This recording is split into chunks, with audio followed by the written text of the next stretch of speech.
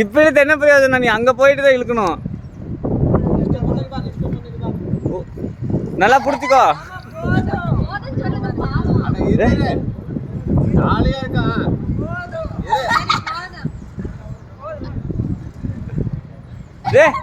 அங்க மேல போனதுக்கு அப்புறமா தான் பஸ். Okay bus.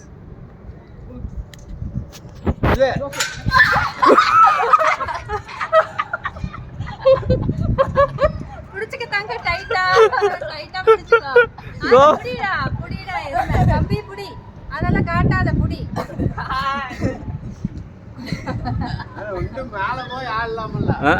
வேஸ்ட் பண்ணிட்டியாடா.